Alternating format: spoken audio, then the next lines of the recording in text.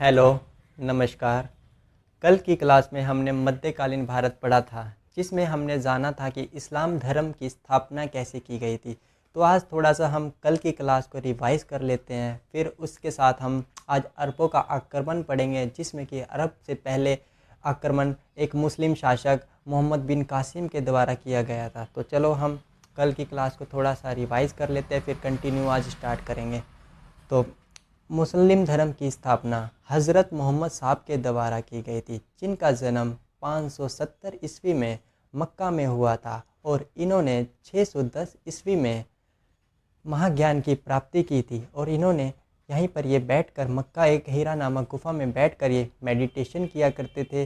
और जब इन्हें ये महाज्ञान की प्राप्ति हुई तो इन्होंने लोगों को संदेश दिया कि एक अल्लाह का फरिश्ता आया था जिसका नाम जिब्राइल था, जिसने बताया था कि आपका मुख्य उद्देश्य है कि आप अल्लाह के मैसेंजर हो, आपको एक प्रसिद्ध पुस्तक कुरान का प्रचार करना है। और जिन जिन लोगों को इन्होंने इसके बारे में बताया, पुस्तक के बारे में, और जिन जिन लोगों ने इनकी पुस्तक को फॉलो किया, वह लोग मुस्लिम कहलाए। और इसके बाद इनकी फ़ैन फॉलोइंग्स बहुत अधिक संख्या में बढ़ने लगी, जिसके कारण वहाँ पर पहले ही दो धर्म थे, एक यहूदी धर्म था और एक ईसाई धर्म था। वो पहले ही वहाँ पर राज कर रहे थे। इनकी पॉपुलैरिटी बढ़ते हुए देखकर उनको बिल्कुल भी अच्छा नहीं लग रहा था, उनको इनसिक्योरिटी महसूस होने लगी। तो क्या हुआ, कुछ समय बाद 622 ईस्वी में इनको वहाँ से मक्का से बाहर निकाल दिया गया। और 622 ईस्वी में जब ये मक्का से बाहर गए, और उस टाइम ये मक्का से बाहर जाकर ये मदीना चले गए। और जो मक्का से मदीना जाने की यात्रा थी, उस यात्रा को हिजारत कहा जाता है। और उसी समय इस्लाम धर्म में एक कैलेंडर निकला था जिसको हिजरी संवत कहा जाता है। अब कुछ समय बाद क्या होता है कि भाई 632 ईस्वी में जो हज़रत साहब थे, इनकी कुछ समय बाद क्या होता है, 632 ईस्वी में हज़रत साहब की डेथ हो जाती है। कहाँ पे होती है इनकी डेथ? मदीना में। और मदीना ये बताया था मैंने आपको कहाँ पर है, ये भी सऊदी अरब में, वहाँ पर इनकी डेथ हो जाती है। और अब सबसे बड़ा कारण ये बनता है कि इनका उत्तराधिकारी किसको बनाया जाएगा। तो ये सारा कल की क्लास में पढ़ चुके थे, लेकिन आज हम दोबारा उस चीज़ को रिपीट कर रहे हैं। तो इनका सबसे बड़ा कारण ये हो रहा था कि उनका उत्तराधिकारी किसको बनाया जाएगा। इनका एक शिष्य हुआ करता था जिसका नाम था अली। जो अली था वही असली दावेदार था इनका उत्तराधिकारी बनने का। लेकिन ये क्या होता है, अली को ना बनाकर इनका एक ससुर हुआ करते हैं जिनका नाम था अबू बकर। क्या नाम था? अबू बकर। अबू बकर उत्तराधिकारी बन जाते हैं।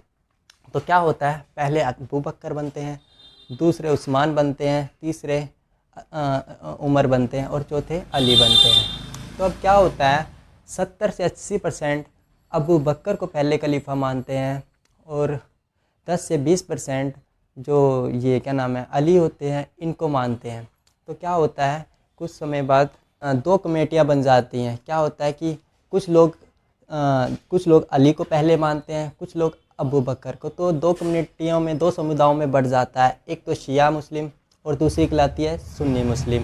तो क्या होता है, कुछ समय बाद इन दोनों में ना बहुत विवाद हो जाता है। अब आप सब ये सोच रहे होंगे कि भाई ये विवाद क्यों हो जाता है। विवाद इसलिए हो जाता है कि इनका एक जो अली होता है ना, अली का एक पुत्र होता है, बेटा होता है हुसैन। अली की मृत्यु के बाद जो असली दावेदार होता है वो इसी का खुद का पुत्र होता है, जो उत्तराधिकारी होता है सीट पर बैठने का। लेकिन जो बगदाद में जो खलीफा था ना, जो बगदाद में खलीफा था, वो नहीं चाहता था कि जो ये इसका बेटा है हुसैन वो बने। तो ये क्या करते हैं, जो शिया के जो लोग होते हैं उनको कहते हैं, जो बगदाद का खलीफा उनको बताता है शिया के लोगों को कि तुम ऐसा है, मैं हुसैन से मिलना चाहता हूँ, उन्हें बगदाद भेजो, बात करना चाहता हूँ। तो क्या होता है, वो उस समय बगदाद जाता है, हुसैन उनसे बात करने के लिए जाता है। उस समय वो क्या करते हैं, एक युद्ध होता है और युद्ध में हुसैन की मृत्यु हो जाती है। युद्ध में जब हुसैन की मृत्यु हो जाती है, आज सुना होगा आपने, जो मुस्लिम धर्म में एक मुहर्रम मनाया जाता है। मुहर्रम वो इसीलिए मनाया जाता है, जब ये हुसैन की मृत्यु हुई थी उसी की याद में ये मुहर्रम एक त्यौहार होता है इनका, मुस्लिम धर्म का, वो मनाया जाता है। तो भाई अब क्या होता है, फिर क्या होता है कि जो दूसरी कमेटी थी सुन्नी को पता चलता है कि भाई उसकी मृत्यु हो गई। सुन्नी कहती है कि भाई तुम ये शिया का हाथ है, क्योंकि शिया ना उसे भेजते वहाँ पर तो उसकी उसकी मृत्यु ना होती। तो इसलिए इस कारण से उनकी बहुत कट्टर दुश्मनी हो जाती है आपस में। क्या हो जाती है? कट्टर दुश्मनी। तो अब क्या होता है, इनकी बहुत कट्टर दुश्मनी हो जाती है। तो इनकी दुश्मनी को ख़त्म करने के लिए एक और कम्युनिटी, एक और समुदाय आता है जिसको क्या कहते हैं? सूफ़ी। सूफ़ी सूफ़ी कहता है कि ना मैं भाई मैं सुन्नी को मानता हूँ, ना मैं शिया को मानता हूँ, मैं तो सिर्फ अल्लाह को मानता हूँ, सिर्फ अल्लाह ही है, उनके जैसा कोई नहीं है। तो वो क्या कहते हैं कि अल्लाह को याद करने के लिए हमें क्या करना होता है कि सूफ़ी संगीत सुनने होते हैं। जैसे आपने पीर दरगाहों पे देखे होंगे, वहाँ पर कवालियाँ वगैरह चल रही होती हैं। तो क्या होता है कि अब 3 कमेटियाँ बन जाती है। कौन कौन सी दोस्तों? पहली कमेटी कौन सी हो जाती है? शिया। दूसरी कौन सी हो जाती है? सुन्नी। और तीसरी कौन सी हो जाती है? सूफ़ी। अब इन तीनों कम्युनिटियों का क्या होता है कि भाई इनका इनका उद्देश्य होता है कि पूरे देश में, पूरी दुनिया में इस्लाम धर्म का प्रचार करना। उसी में एक हमारा भारत देश था, उस पर भी इन्होंने यही सोचा, प्रचार करने के लिए आए। उन्होंने, इनका मेन उद्देश्य था उस पर प्रचार करना। और हमारा देश एक सोने की चिड़िया कहा जाता था और इनका मुख्य उद्देश्य था उससे सोना लूटना। तो चलो दोस्तों, और जो हमारा देश था, जिस पे हमारे देश पे सबसे पहला अरबों का आक्रमण किसने किया था? मोहम्मद बिन कासिम ने। तो चलो दोस्तों, आज की क्लास स्टार्ट करते हैं। तो चलो आज पढ़ेंगे हम अरबों का आक्रमण।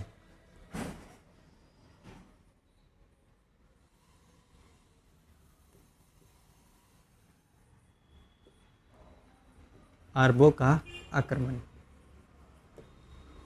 भारत में। किस पे? भारत में अरबों का आक्रमण। भारत में अरबों का आक्रमण कौन करता है सबसे पहले? मोहम्मद बिन कासिम। कौन करता है? मोहम्मद बिन कासिम। मोहम्मद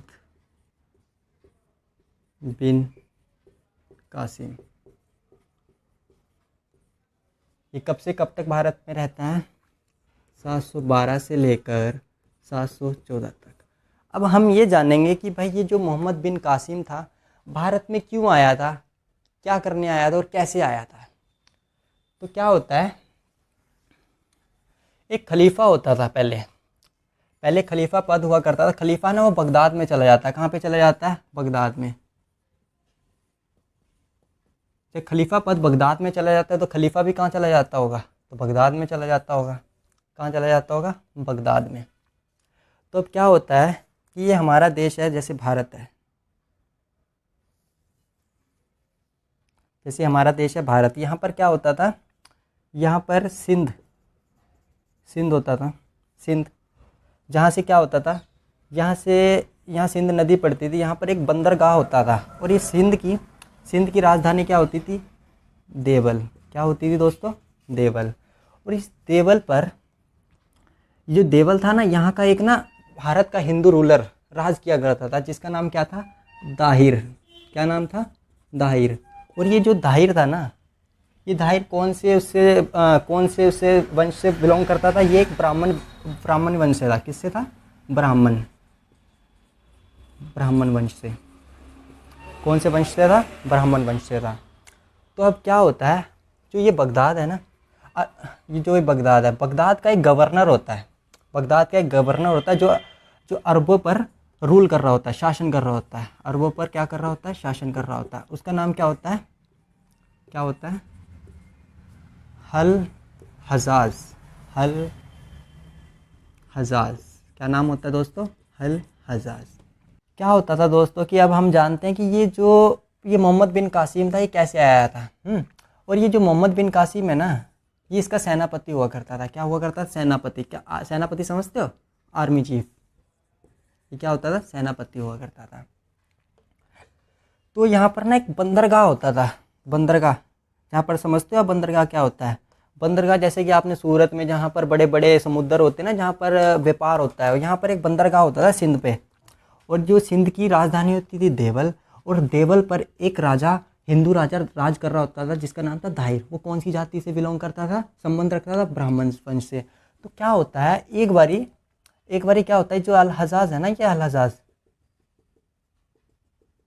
हजाज के ना जहाज आते हैं, यहाँ से गुजर रहे होते हैं। और जो ये है ना, ये दाहिर की सेना ना, इस पर अटैक करके ना इनको लूट लेती है। क्या करती है? इनको लूट लेती है।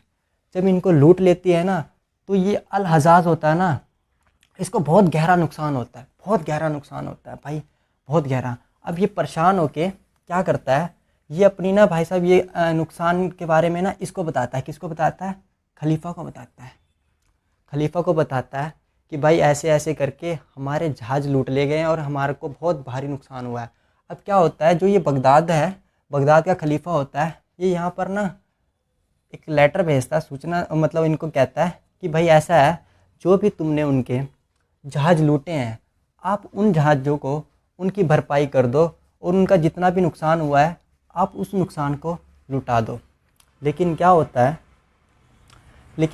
है, ये जो धाहिर होता है ना, ये धाहिर मना कर देता है। कहता भाई हम नहीं देंगे, हम तुम्हारा कोई नुकसान नहीं देंगे और हम नहीं देंगे और हम कोई तुम्हारी भरपाई नहीं करेंगे। तो अब जो ये बगदाद होता है, बगदाद का जो खलीफा होता है, खलीफा इसको कहता है अल हजाज को। क्या कहता है?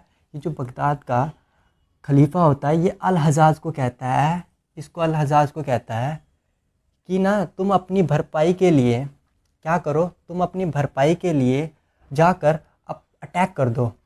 तुम अपना सारा जितना भी नुकसान हुआ है उसकी भरपाई को वसूलने के लिए तुम ये जो धाहिर राजा है ना इस पे जाके अटैक करो। तो ये अल हजाज जो इसका सेनापति होता है मोहम्मद बिन कासिम, कौन होता है? मोहम्मद बिन कासिम। ये इसको कहता है कि तुम अपनी सेना को लेकर जाओ और सेना को लेकर जाने के बाद धाहिर पे जाके अटैक करो। तो क्या होता है, ये जो मोहम्मद बिन कासिम होता है, ये मोहम्मद बिन कासिम इस पे अटैक करता है धाहिर पर। किस रास्ते से आता है? सिंध के रास्ते से आता हुआ इस पे अटैक करता है और क्या हो जाता है, धाहिर की मृत्यु हो जाती है। उस युद्ध में ये धाहिर को हरा देता है और धाहिर की क्या हो जाती है, मृत्यु हो जाती है। और अब यहाँ पर शासक किसका बना? अब कौन यहाँ पर रूल कर रहा है? अब कौन बना यहाँ पर? मोहम्मद बिन कासिम। तो इससे एक क्वेश्चन बनता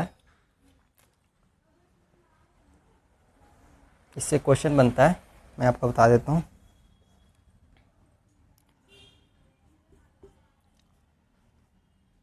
भारत में प्रथम मुस्लिम आक्रमण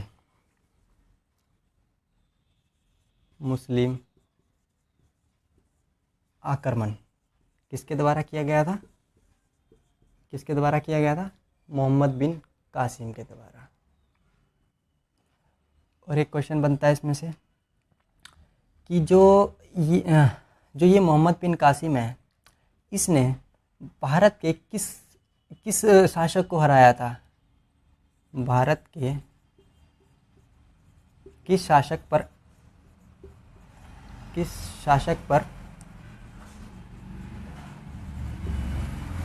अटैक करके उसे हराया था?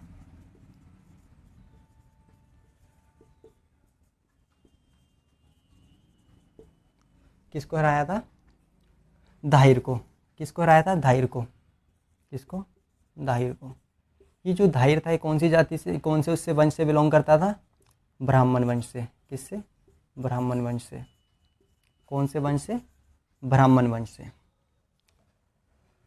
ठीक है दोस्तों, अब ये जो धाहिर होता है, धाहिर कह रहा, ये मोहम्मद बिन कासिम होता है। अब ये मोहम्मद बिन कासिम जो सिंध के लोग होते हैं ना उनको कहता है कि भाई पहले तुम्हारी सुरक्षा की जिम्मेवारी धाहिर की थी, लेकिन अब सुरक्षा की जिम्मेवारी मेरी है। अब इनके सामने ये दो शर्तें रखता है। कौन कौन सी दो शर्तें रखता है? दो शर्तें रखता है। कहता है या तो तुम मुसलमान धर्म अपना लो, या तुम अगर मुसलमान धर्म नहीं अपनाओगे तो तुम्हें एक कर देना पड़ेगा, जिसे क्या कहा जाता है? जजिया कर। क्या कहा जाता है? जजिया कर। ये क्वेश्चन कई बार एग्जाम में पूछा है कि पहला कर लगाने वाला व्यक्ति कौन था? तो कौन था? मोहम्मद बिन कासिम। तो ये उन्हें कहता है कि भाई तुम ऐसा है कि तुम्हें या इस्लाम धर्म को अपना लो या तुम्हें टैक्स देना पड़ेगा। तो ये टैक्स किन लोगों को नहीं देना पड़ता था? 3 लोगों को नहीं देना पड़ता था। एक तो जो ब्राह्मण जाति से होते थे, जो ब्राह्मण होते थे, एक तो ब्राह्मण को नहीं देना पड़ता था। दूसरा जो विकलांग होते थे उनको नहीं देना पड़ता था। तीसरा विधवा लोगों को नहीं देना पड़ता था। जो विधवा लोग होते थे ना, विधवा लोगों को नहीं देना पड़ता था। ये होते थे। नीचे तक आ रहा है ना धीरज? है नीचे लिखवा दूँ? है? हम्म। यार बोलता क्यों है, ज्यादा नीचे तक थोड़ी आ रहा है। अच्छा आ अच्छा, ही रहा है फिर भी। आ रहा है? हाँ वही तो उससे पूछ रहा हूँ। आ रहा है। अब वो मिटा दूँ ना? पूरा तो आ रहा है, इसके नीचे भी लिखे, कोई दिक्कत नहीं है। तो वही तो पूछ रहा था मैं तुझसे। इतना बढ़िया सो गया था मैं। तो दोस्तों इससे क्वेश्चन बनता है कि भारत में पहला जजिया कर लगाने वाला व्यक्ति कौन था? कौन था? मोहम्मद बिन कासिम। और एक क्वेश्चन और बनता है कि जो ये ब्राह्मण है ना, ये जो ब्राह्मण ब्राह्मण पर जजिया कर लगाने वाला व्यक्ति कौन है? एक ना फिरोज शाह तुगलक होता है, जो हम जब मुगल वो दिल्ली सल्तनत पढ़ेंगे ना, उसमें आएगा। वो व्यक्ति होता है फिरोज शाह तुगलक। वो क्या करता है? इन पे भी कर लगाता है। किन पे? ब्राह्मणों पे भी कर लगाता है, ब्राह्मणों पे। तो चलो दोस्तों अब आगे स्टार्ट करते हैं दूसरे को, और थोड़ा इसको रफ कर दें क्योंकि नीचे हमें नज़र नहीं आएगा।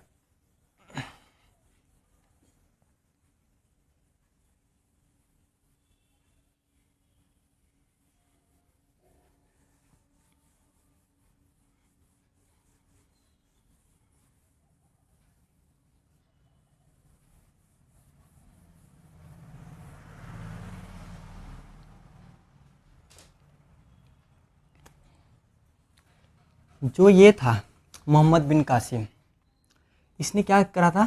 इसने ना सोने के सिक्के चलाए थे भारत में। सोने के क्या चलाए थे? सिक्के, जिसे क्या बोला जाता था? धीरम कॉइन,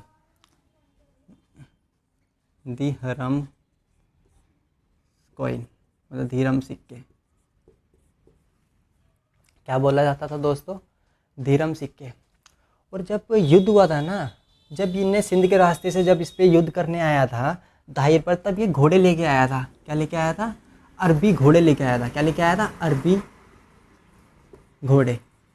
क्या लेके आया था दोस्तों? क्या लेके आया था ये दोस्तों? अरबी घोड़े लेके आया था। और ना सबसे पहले इसने भारत में क्या की थी? खजूर की खेती स्टार्ट की थी। क्या की थी भाइयों? खजूर की खेती। खजूर की खेती। ये कई बार क्वेश्चन पूछा गया है कि भारत में सबसे पहले खजूर की खेती कहाँ की गई थी? सबसे पहले खजूर की खेती कहाँ की गई थी? सिंध पर, क्योंकि इन्हें अटैक कहाँ किया था? सिंध पर। अपना अधिकार कहाँ जमाया था? सिंध पर जमाया था। कहाँ जमाया था? सिंध पर। और इसने ऊँट का पालन किया था भारत में। ऊँट का पालन पहले किसी को नहीं पता होता था कि जो ऊँट होते हैं ये भी एक वफादार होते हैं, ये भी एक मतलब पाले पशु होते हैं, इन्हें भी पाला जाता है। किसी को नहीं पता था भारत में। जब ये था जो मोहम्मद बिन कासिम था, इसी ने बताया था और यही लेके आया था, इसी ने इनका पालन किया था। क्या किया था? इनका पालन किया था। जो हम एक आपने सुना होगा, आपने सबने सुना होगा, एक मानसून शब्द है, सुना है ना? जब हम कहते हैं कि मानसून आ रहा है, कि भाई बहुत ज़ोर से मानसून आने वाला है, जैसे एक मौसम आता है जब बारिश होती है, मानसून। मानसून शब्द जो है ये कहाँ से आया है पता है आपको? किसी को? बहुत कम लोगों को पता होगा। जो ये मानसून शब्द है ये कोई हिंदी भाषा का नहीं है, ये भी अरबी भाषा से लिया गया है। ये भी इन्होंने बनाया था मानसून शब्द। कौन सी भाषा से लिया गया है? अरबी भाषा से। कौन सी भाषा से? अरबी भाषा से। कौन सी भाषा से लिया गया? अरबी भाषा से। और इन्होंने ना मानचित्रावली बनाई थी। मानचित्रावली समझते हो? एटलस, मानचित्रावली।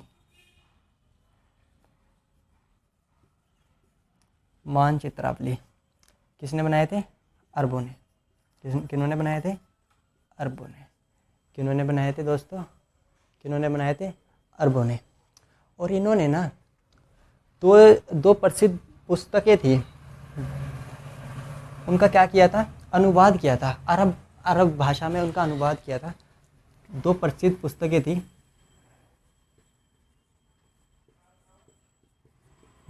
इन्होंने क्या किया था?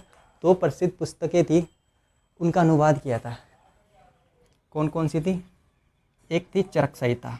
कौन सी थी दोस्तों? चरक संहिता। चरक संहिता। कौन सी थी दोस्तों? एक पुस्तक थी चरक संहिता। और दूसरी पुस्तक कौन सी थी? कौन सी थी दोस्तों? पंचतंत्र। कौन सी थी?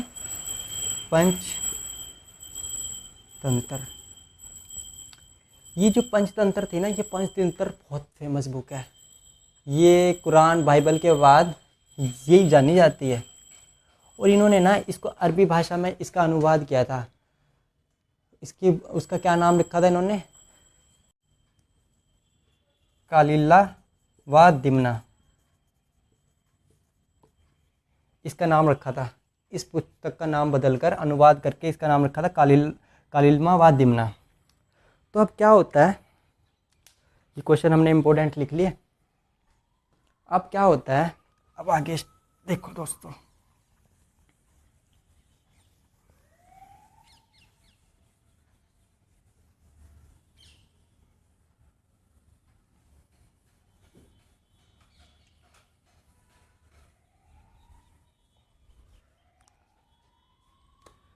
जो ये धाहिर था ना, धाहिर को इसने मारा था। किसने मारा था? मोहम्मद बिन कासिम ने। तो इसकी ना दो लड़कियां होती थी। इनकी 2 लड़कियां होती थी। कौन कौन सी होती थी? एक सूर्या देवी, एक निर्मला देवी। और जो ये अल हजाज था ना, कौन था? अल हजाज।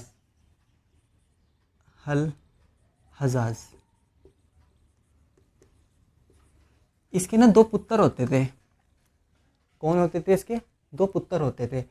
इसने क्या करा, जो ये मोहम्मद बिन कासिम था, ये जो धाहिर है ना, धाहिर की 2 पुत्रियों को इसने क्या किया? बंदी बना लिया। बंदी बना के क्या करा, ये ना इनके 2 बेटों के लिए लेके गया। इनके भिजवा दिया, इन बेटों के लिए भिजवा दी। इसके 2 लड़के थे विवाह के लिए। तो अब क्या होता है कि जो ये लड़कियां होती हैं, ये बड़ी दिमाग से होती हैं। ये ना एक स्कीम लगाती हैं, मतलब एक स्कीम टाइप लगाती हैं। तो ये क्या करती हैं, ये वहाँ पर जाके ना इसको झूठ बोलती हैं, अल हजाज को झूठ बोलती हैं। कहती हैं कि जो मोहम्मद बिन कासिम ने जो तुम्हारे लिए, तुम्हारे लड़कों के सितंबर के लिए जो हमें भेजा है, तो उनकी इज़्ज़त पहली उसने लूट ली है। क्या कर ली है? लूट ली है। तो क्या होता है उसके बाद? 714 ईस्वी में क्या होता है? 714 ईस्वी में ना ये अल हजाज इसको बुला लेता है। जो अल हजाज है ना, ये जो क्या करता है, मोहम्मद बिन कासिम को सिंध से बुला लेता है। और सिंध से बुलाकर क्या करता है? इसकी हत्या कर देता है। क्या कर देता है? हत्या। ऐसा किससे पता चलता है हमें? एक चचनामा पुस्तक है, चचनामा पुस्तक है, उससे पता चलता है हमें। ऐसा क्या होता है कि उसको मरवा देता है। तो क्या होता है, 714 ईस्वी में मोहम्मद बिन कासिम की क्या हो जाती है? मृत्यु हो जाती है। तो दोस्तों आज हमने क्या पढ़ा है? मोहम्मद बिन कासिम के बारे में। मोहम्मद बिन कासिम कब आया था भारत में? 712 पर आया था। उसने सिंध के रास्ते से आया था और अटैक किया था, और एक धाहिर जो राजा था उसको मारा था। और उसको मारने के बाद वहाँ पर उसने राज किया था। और 714 ईस्वी में क्या होता है? उसकी मृत्यु हो जाती है। तो आज हमने इसके क्वेश्चन थे जो एग्ज़ाम में क्वेश्चन बनते हैं, वो भी हमने किए कि कैसे कैसे क्या क्या किया इसने। ऊँट वगैरह लेके आया, खजूर की खेती कराई हमारे भारत में, और भी बहुत कुछ कराया। और अब हम कल की क्लास में हम क्या पढ़ेंगे? 2 आक्रमण पढ़ेंगे, 2 अरबों के आक्रमण पढ़ेंगे, 2 तुर्क आक्रमण पढ़ेंगे। वो किसके द्वारा होते हैं? एक तो पहला होता है भाई महमूद गजनबी के द्वारा। किसके द्वारा होता है? महमूद गजनबी का। और दूसरा किसका होता है? मोहम्मद गौरी का। तो उसके बारे में हम कल की क्लास में करेंगे। आज के लिए दोस्तों इतना ही रखते हैं। थैंक यू, नमस्कार, बाय बाय, टेक केयर।